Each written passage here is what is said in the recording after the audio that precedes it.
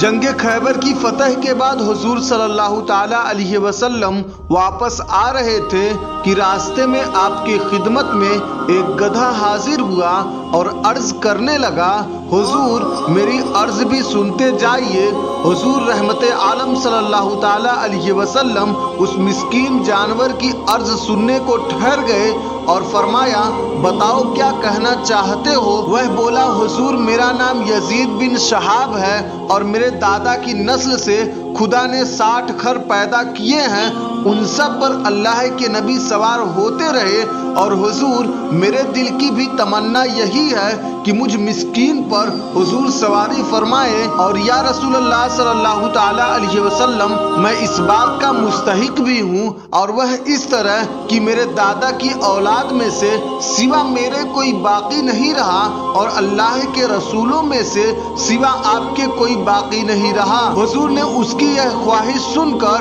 فرمایا، ہم تمہیں اپنی سواری کے لیے منظور فرماتے ہیں اور تمہارا نام بدل کر ہم یافور رکھتے ہیں۔ اس واقعے سے ہمیں سبق ملتا ہے کہ حضور صلی اللہ تعالی علیہ وسلم جانوروں کی بھی زبان جانتے ہیں، اور اس واقعے سے یہ بھی ہمیں سبق ملتا ہے کہ حضور صلی اللہ تعالی علیہ وسلم کی ختم نبوت کا اقرار ایک گدھا بھی کر رہا ہے، پھر جو ختم نبوت کا انکار کرے وہ کیوں نہ گدھے سے بھی بدتر ہو۔